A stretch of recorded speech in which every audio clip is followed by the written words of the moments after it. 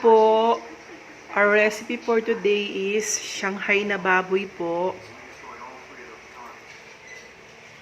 Kasim, 1 3/4. Carrots, medium size. Isang piraso lang po yan. Celery, pwede rin po ang king chai. Onion. Bell pepper. Red at green. Oil po. Cornstarch. Paminta po. Asin. Yan po, itlog po. Toyo. At cheese. Lumpia wrapper. 2 balot po. Yan po, pagsasama-samahin na po natin ang mga ingredients. Asin po. Paminta.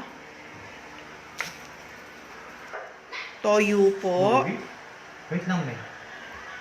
Okay lang naman. Sibuyas po. Celery. Bell pepper. Green po yan at saka red ha.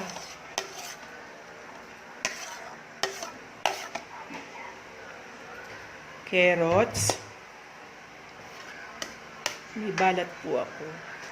At cheese po.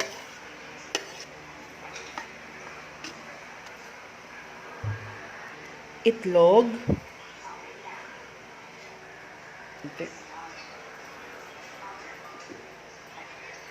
Cornstarch.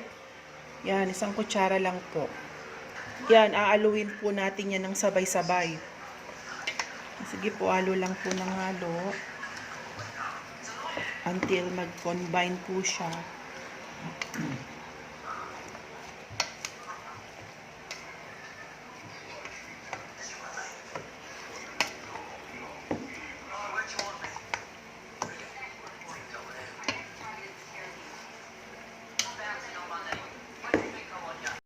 Yan po, pinaghalo-halo ko na po ang gulay. Medyo dry po siya. Lalagyan po natin siya ng oil.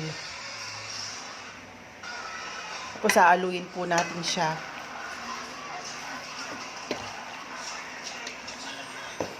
Basta, ang importante po kasi sa Shanghai, nabubulol ako.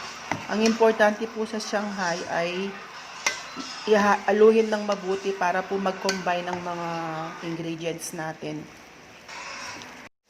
Ngayon po, ituturo ko naman kung paano nagbalot mo ang Shanghai. Yan po, i-spread nyo siya ng ganyan. Huwag nyo lang po siyang ilagay dito sa tabi. Kailangan nakaspread talaga siya. Yan. Tapos po, yan, itong side, baluktutin natin dito. Then, yung other side naman. Tapos po, medyo i-flat natin ng ganyan. Yan po ha. Tapos dito, yan, ganyan. Para po walang hangin na sumama. Kasi po pag may hangin siya, ang Shanghai natin hindi po siya siksik. Kailangan po matanggal ang hangin ha. Ipe-press yan. Ganyan po siya. Yan. Ang hirap magbalot pag may cover ang kamay. Yan po. Yan. Ganyan. Tapos po, lagyan natin siya ng oil, water, or egg white. Yan. Yan. Tingnan niyo po ang ganda.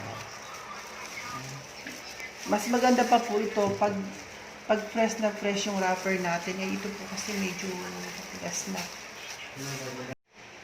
Yan po, luto na po ang ating Shanghai. Tara na, kain at po tayo. Sana po may natutunan kayo sa video ko. At sana susunod na video ko, manood uli kayo. Bye-bye po!